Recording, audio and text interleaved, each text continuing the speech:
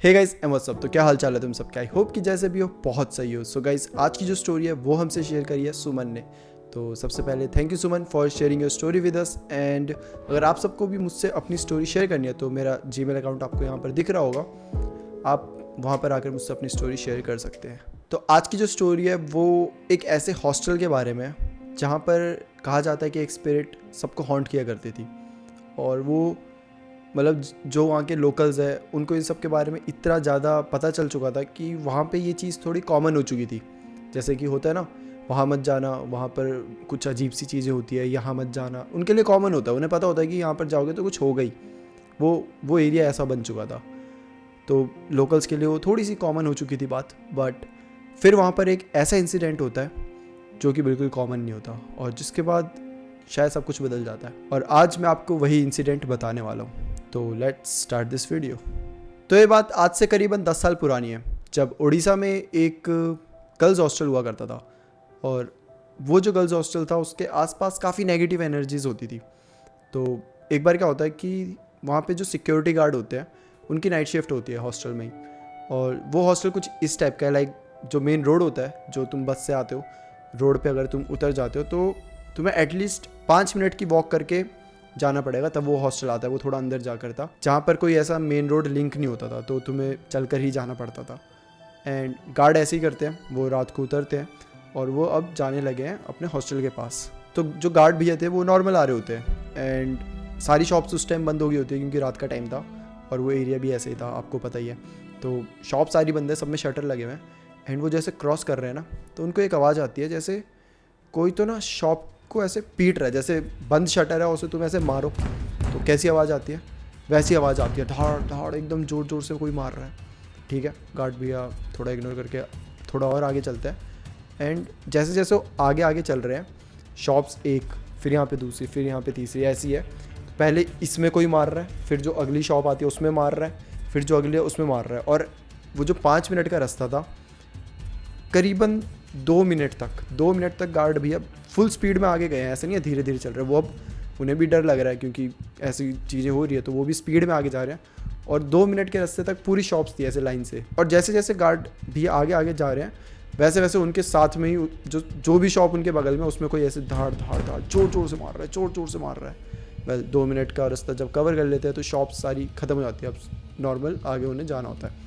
Guard भैया आगे आ जाते हैं, वो बहुत ज़्यादा डर चुके हैं क्योंकि उन्हें भी यहाँ की कहानियाँ पता है कि यहाँ पे कैसा माहौल रहता है और कुछ भी। गार्ड भी अब आगे आ चुके हैं, तो वो भी अब बहुत डर चुके हैं। वो भगवान जी का नाम ले रहे और चल रहे कि अचानक से ना उनको आवाज़ आती है जैसे पीछे से कोई उन्हें पुकार रहा हो उनके नाम से। उन्हें समझ आ जाता है कि ये जो भी हो रहा है ये नॉर्मल तो नहीं है, ये ज़रूर पीछे जो मुझे आवाज़ आ रही है वो किसी स्पिरिट की आ रही है और मुझे बस पीछे नहीं मुड़ना। और गार्ड भी बस कैसे तो हिम्मत करके चल रहे हैं और वो हॉस्टल पहुंच जाते हैं। जैसे वो हॉस्टल पहुंचते हैं, वो अगले दिन सबको ये पूरा इंसिडेंट बताते हैं। और पहले तो सब यही सोचते हैं कि नहीं यार ऐसा नहीं हो सकता क्योंकि आज तक ऐसा नहीं हुआ। हाँ, हमें फील होता है नेगेटिव एनर्जीज, बट इतनी पावरफुल एनर्जी की ऐसे पूरा ये सब करना, ये उस टाइम तक नहीं हुआ था, 10 साल पहले की बात है। बट गार्ड भैया जब सबको बताते हैं तो सबको ऐसे लगता है कि नहीं, शायद ये कभी कभी क्या होता है कि तुम बहुत ज़्यादा डर जाते हो तो तुम्हें कुछ चीज़ें ऐसी फील होने लग जाती है जो कि सही में हुई भी ना हो।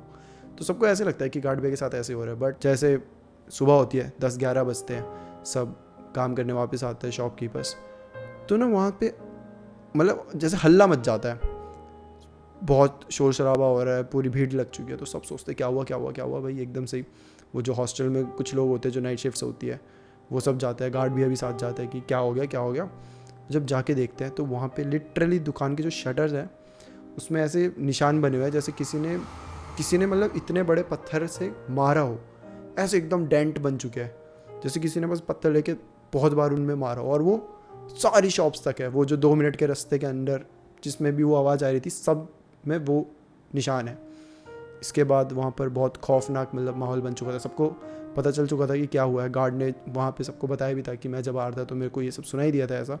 तो बहुत ज़्यादा वहाँ पे वो माहौल बन चुका था। उसके बाद से काफ़ी दिन तक तो शॉप्स में कोई गया ही नहीं, लाइक सुबह का भी टाइम था तो भी नहीं जाते थे, बंद ही रखते थे। और वहाँ पे बहुत कुछ कराया गया, जैसे शॉप में नींबू मिर्ची लगाई गई थी और स्वास्तिक का जो साइन होते हैं वो सब बनाए गए थे, बहुत कुछ उनमें किया गया था जिसकी वजह से सबको लगता था कि अब हम सेफ़ है, अब यहाँ कोई नहीं आ सकता। बट वो उनका भ्रम था। वहाँ से चीज़ें एक्चुअली स्टार्ट हुई थी।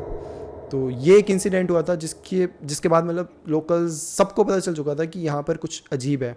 नाउ कट बैक टू आज से 1.5 साल पहले की जो बात है, मतलब करीबन 9 साल हो गए हैं इस बात को।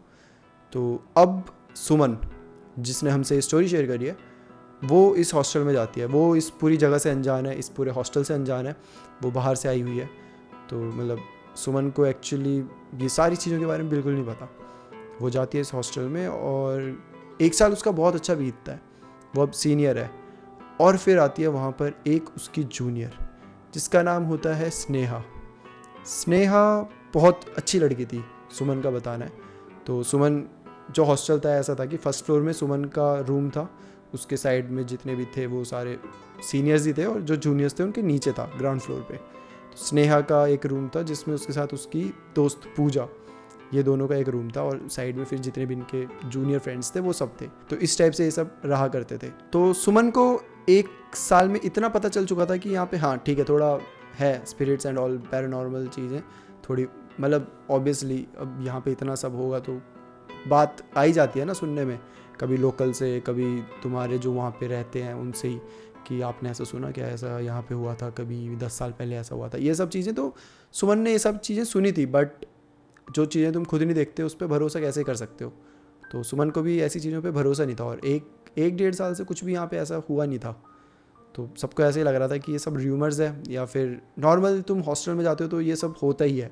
मतलब मैंने कोई हॉस्टल नहीं देखा होगा जहाँ पे ऐसे र्यूमर्स ना हो कि यहाँ पे भूत है, यहाँ पे सुसाइड हुई थी, ऐसा ऐसा बहुत होता है। तो सुमन को भी ऐसे ही लगा था। एंड फिर स्नेहा आती है। स्नेहा और सुमन काफ़ी अच्छे दोस्त बन जाते हैं। तो स्नेहा सुमन से हमेशा एडवाइस लेती थी हर चीज़ पे, पढ़ाई से लेकर करियर से लेकर हर चीज़ पे, और सुमन भी एज अ सीनियर उसे हर चीज़ पे गाइड करती थी। तो इनका रिलेशनशिप कुछ इस टाइप का था। तो अब दिवाली आ जाती है। दिवाली के टाइम हॉस्टल में सबको छुट्टियां दी जाती हैं, जितने भी आसपास जिनका घर था सब अपने घर चले जाते हैं। बट स्नेहा, सुमन और उनके साथ और भी कुछ दोस्त, इन सब का घर आउट ऑफ टाउन था, तो ये कहाँ ही जाते। तो ये उन जो छुट्टियाँ होती है वो कुछ दिनों की, उसमें ये सब डिसाइड करते हैं हम तो हॉस्टल में ही रह रहे हैं, हॉस्टल में रहेंगे, वहीं पे थोड़ा अपना फ़न करेंगे और क्या ही कर सकते हैं। ऐसा ही होता है, छुट्टियों में पूरा हॉस्टल खाली हो चुका है। करीबन 20-30 ये टोटल गर्ल्स है जो कि पूरे हॉस्टल में अब रह रही हैं। तो एक दिन ऐसे ही शाम को सब बाहर बैठे हुए थे एंड नॉर्मल डिस्कशन चल रही थी एंड सबको मतलब इवनिंग स्नैक्स के लिए अंदर बुलाया जाता है। तो सुमन, उसके सारे दोस्त जितने भी सीनियर्स थे सब अंदर चले जाते हैं और स्नैक्स खाकर फिर सब सोचते हैं कि ठीक है अब सेल्फ स्टडी करी जाए। तो सब अपने अपने रूम में जाने लगते हैं कि तब एक लड़की देखती है कि स्नेहा बाहर बेंच पर बैठी हुई है और वो बेंच पे बैठ के रो रही है। तो सबको बड़ा अजीब लगता है। अब ऑब्वियसली ये कुछ बराबर 20-30 ही लोग थे तो सब वहाँ पहुँच जाते हैं एक साथ ही। क्या हुआ स्नेहा, क्यों रो रही हो, सब ठीक है ये वो। स्नेहा कुछ नहीं बता रही, वो बस रोए जा रही है। सुमन स्नेहा से पूछते हैं कि स्नेहा क्या हुआ तुम्हें, तुम ऐसे क्यों हो और कुछ दिक्कत है तो बताओ हमें। स्नेहा फिर कुछ नहीं कह रही और स्नेहा एकदम भागते हुए अपने रूम में चली जाती है। सबको बड़ा अजीब सा लगता है कि एकदम से क्या हुआ। तो सबको ऐसा लगता है कि शायद स्नेहा अपने घर वालों को मिस कर रही हो, क्योंकि सब जितने भी दोस्त थे सब हॉलीडेज़ मनाने अपने घर वालों के साथ चले गए हैं और यही कुछ लड़कियां थी जो कहीं नहीं गई थी, जो अपने मतलब अभी भी हॉस्टल में ही बैठी हुई हैं। तो सबको ऐसे लगता है कि ठीक है यार, होता है ऐसा, लोनली फील कर रही हो, घर वालों को मिस कर रही हो इसलिए रो गई हो। तो सुमन जो स्नेहा के रूममेट थी पूजा, उसे बोलती है कि ध्यान रखना उसको ऐसा महसूस कराना कि मतलब ज़्यादा मिस ना करे, और क्या ही कर सकते हैं हम भी। तो ठीक है, ऐसे करके सब अपने अपने रूम में चले जाते हैं। वेल अब रात हो जाती है, सब सोने लगे हैं कि सुमन को एकदम से आवाज़ आती है। सुमन क्या, पूरे हॉस्टल को आती है।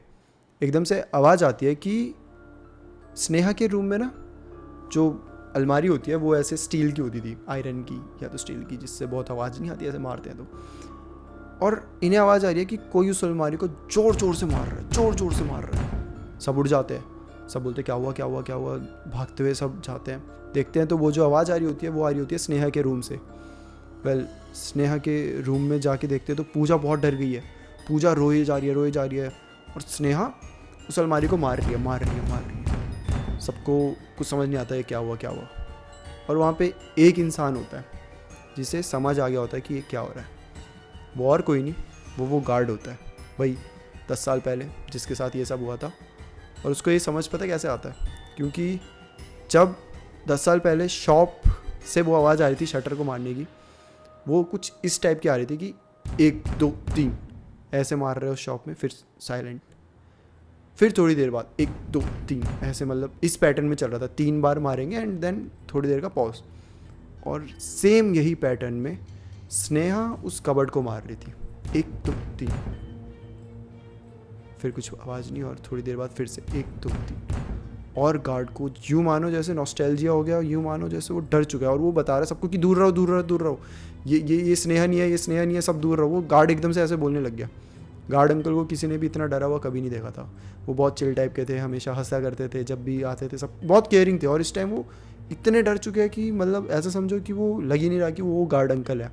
सब एकदम डर गए हैं कि क्या हो गया, स्नेहा ऐसा रिएक्ट कर रही है, वहाँ से गार्ड अंकल ऐसा रिएक्ट कर रहे हैं, क्या करें, हम क्या करें, किसी को कुछ समझ नहीं आ रहा। तब तक वार्डन भी वहाँ पे आ जाती है और वार्डन स्नेहा को पकड़ने की कोशिश करती है। बट स्नेहा जो एकदम पतली सी है, एकदम मतलब लगेगा नहीं कि उसमें जान ज़्यादा भी है, क्योंकि वो एकदम पतली सी होती है, वो लिटरली वार्डन को धक्का देती है और वार्डन दूर जाके गिरती है। इतनी पावर स्नेहा के अंदर आ गई होती है। वार्डन औरों को भी बोलती है, लड़कियों को, कि सब इसे पकड़ो और इसे मतलब बेड तक लेकर आओ कैसे भी। सब ऐसे करते हैं, बहुत सारे लोग जाते हैं, उसे पकड़ते हैं, हाथ पकड़ रहे हैं, उसको पकड़ रहे हैं, मतलब सब उसे खींच के लाते हैं और बेड में कैसे कैसे करके बिठाते हैं। और वो कंट्रोल नहीं आ रही, वो हाथ ऐसे उसके ऐसे, और वो भी रही है।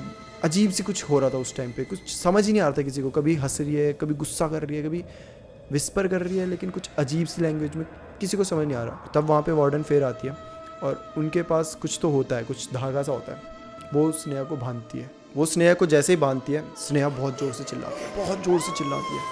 सब डर जाते हैं उसकी चीख सुनकर कि क्या हो गया एकदम से, ऐसे ऐसे, मतलब ये कुछ ऐसी चीज़ थी जो आज तक सुमन ने कभी नहीं देखी थी। सुमन छोड़ो, वहाँ पे जितनी भी लड़कियाँ थी किसी ने नहीं देखी थी। स्नेहा इतनी ज़ोर से चिल्लाती है कि जैसे कोई ह्यूमन इतनी ज़ोर से चिल्ला ही नहीं सकता।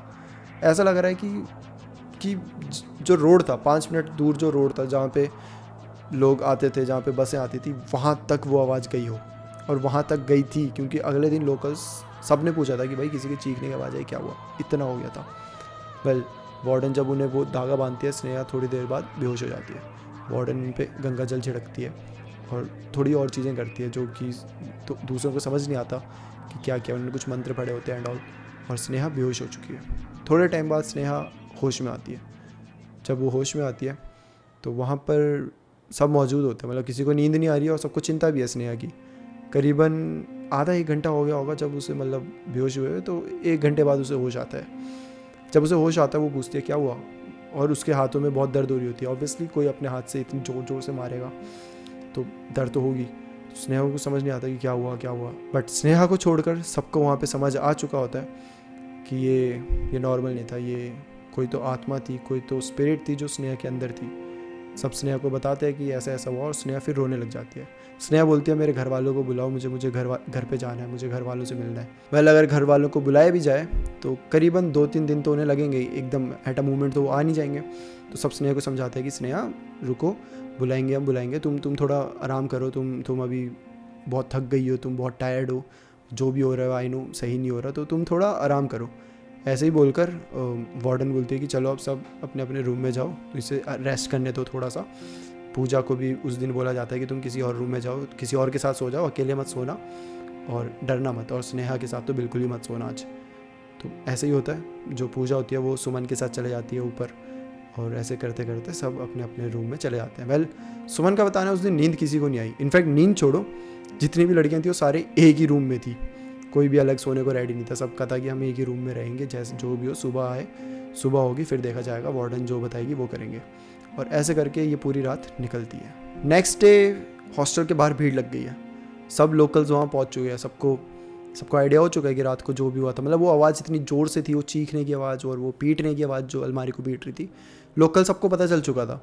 तो सब वहाँ पहुँच गए कि भाई क्या हुआ करके। और ऑब्वियसली तुम सबसे छुपा नहीं सकते, सबको वहाँ पे ऑलरेडी आइडिया है ही कि जो भी हो रहा है ये सब। तो सब वहाँ पहुँच गए और बहुत मतलब उस दिन बहुत हलचल थी, हर जगह ही लोग आ रहे हैं सब। वार्डन तो थी वहाँ पे, साथ में जो हॉस्टल के प्रिंसिपल थे वो आ गए, उनकी पूरी फैमिली, उनकी वाइफ आ गई, सब वहाँ आ गए। और ये वहाँ का एक हॉट टॉपिक बन चुका था कि आखिर हुआ तो हुआ क्या। वेल, अब स्नेहा बहुत डर चुकी है।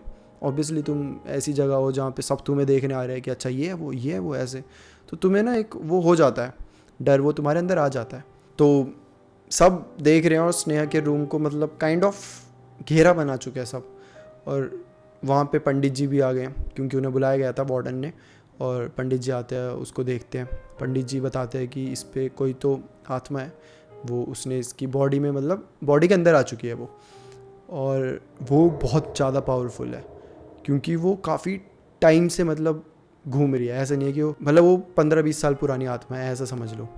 और ये वही है जिससे पूरा गांव परेशान है। और वो अब स्नेहा के अंदर आ चुकी है। और ये शायद फर्स्ट टाइम था वो किसी के अंदर आई थी। ऐसे नॉर्मली वो भटकती थी यहाँ, और ये फर्स्ट टाइम था, पंडित जी ने बताया। तो जब फर्स्ट टाइम वो शरीर के अंदर आई है तो वो बहुत पावरफुल है और उसे निकालना इतना आसान नहीं है। वहाँ पे सब भीड़ लगी है और अचानक से ना कोई तो होता है, शायद लोकल में से ये क्या है कि कौन है, उसका हाथ ऐसे कट जाता है क्योंकि वो बेड वेड रखे होते हैं तो बेड से कुछ कील वील उसे लगती है। और जब उसका हाथ कटता है ना, वो खून गिर जाता है। और जैसे ही वो खून गिरता है, ठीक है, वो तो वहाँ से चला जाता है कि खून गिरा भाई, लगी बैंडेज लगाए वो करके। बट जैसे वो खून गिरता है, स्नेहा एकदम से ऐसे करने लग जाती है, जैसे मतलब वो नॉर्मल ऐसे पड़ी हुई है और एकदम जैसे उसको स्मेल आ चुकी है। वो ना ऐसे देख के हंसने लग रही है। उसकी हंसी बहुत ज़्यादा ईविल थी। वो ऐसे हंस रही है, वो अजीब से करने लग गई और किसी को समझ नहीं आ रहा क्या हुआ।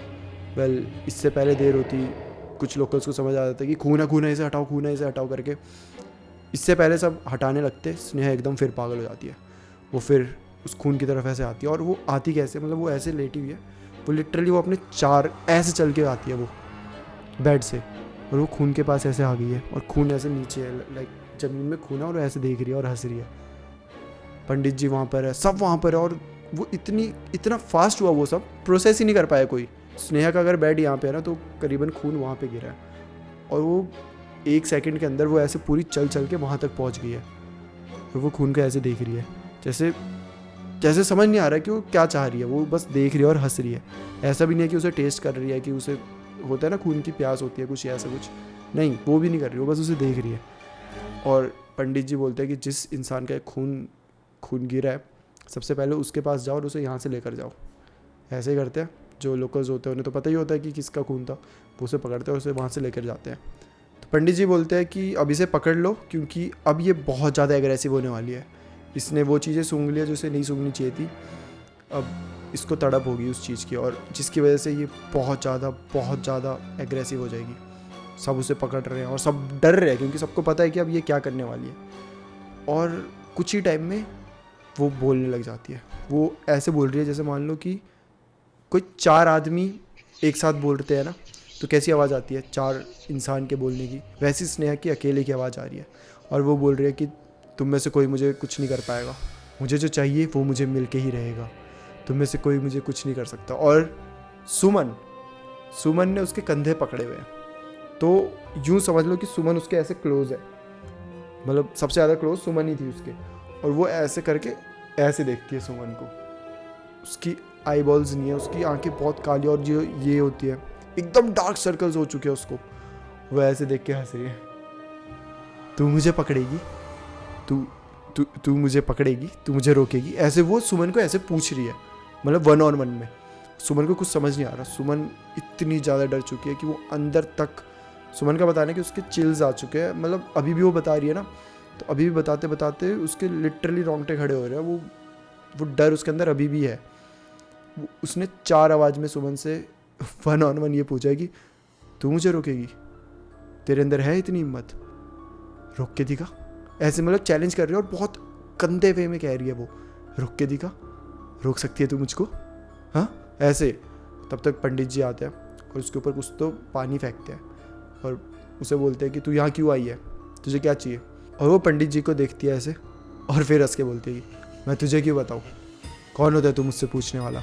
और वो पंडित जी को ये बोलती है कि तू यहाँ जब आया था ना, उससे 10 साल पहले से मैं यहाँ घूम रही हूँ, तू मुझे बताएगा, तू मुझसे पूछेगा। वो इतनी वायलेंट हो रही है उसे देख के कि मतलब इतनी वायलेंट कि अगर लड़कियों ने उसे छोड़ दिया तो वो जस्ट जाके पंडित को पूरा फाड़ दे। इतनी ज़्यादा उसके अंदर, इतनी ज़्यादा एग्रेशन थी उस टाइम उसके अंदर। कैसे कैसे करके सब उसे बहुत ज़ोर से पकड़ रहे हैं। पंडित जी के वहाँ पे कुछ शिष्य भी होते हैं उनके, जो उनके मतलब जूनियर्स काम करते हैं ना टेम्पल्स में, वो भी है, वो सब आ चुके हैं और वो उन सब ने उसे पकड़ा है और वहाँ पे करते हैं फिर ये सब एक जाप। उसी टाइम पे पंडित जी एक गोला बनाते हैं और सबको बोलते हैं कि सब इस गोले से बाहर चले जाओ।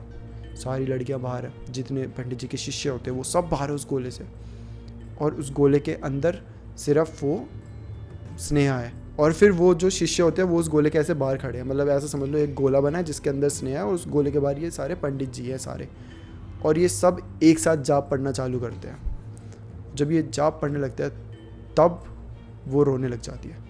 वैसे पहले अपने कान बंद करती है, वो पूरा ऐसे करती है कोशिश कि उसे ना सुनाई दे, मतलब जब वो ऐसे कान बंद कर रही है अपने और चिल्ला रही है कि ऐसे अजीब सी, तब पंडित जी और जो उनके शिष्य है वो और ज़ोर से वो जाप पढ़ने लग जाते हैं। अब स्नेहा पूरी जान से अपने हाथ ऐसे पकड़ने की कोशिश कर रही है, बट पंडित जी और जितने भी उनके शिष्य है वो पढ़ते जा रहे हैं और साथ साथ में उस पर ऐसे कुछ पानी होता है वो फेंक रहे हैं। जैसे वो पानी फेंक रहे हैं वो ऐसे ऐसे कर रही है, जैसे यहाँ पानी फेंका, वो चिल्ला रही है और वो ऐसे ऐसे साफ़ करने की कोशिश कर रही है पूरा ऐसे ऐसे ऐसे खुद को, लेकिन वो पानी फेंक रहे हैं और इतने सारे लोग फेंक रहे हैं तो उससे समझ नहीं आ रहा, वो अपने बाल नोचने लग जाती है पूरे ऐसे, मतलब वो ऐसा सीन था कि ये बाल है उसने पूरा ऐसे खींच दिया है, हाथ में आधे बाल आ चुके हैं।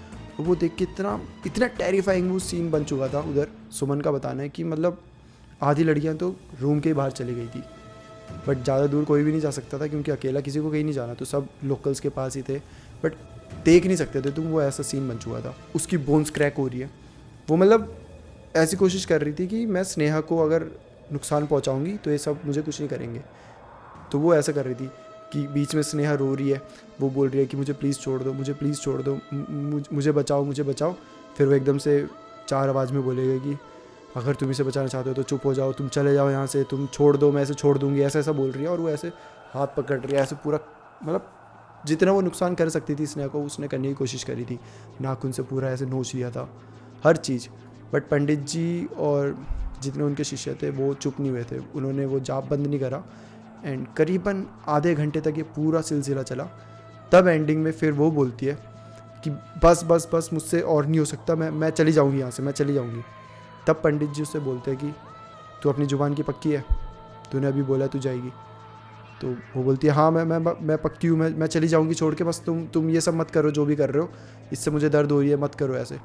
पंडित जी उससे पूछते हैं कि तू बता तूने ऐसा क्यों किया स्नेहा के साथ, इसने क्या बिगाड़ा था तेरा।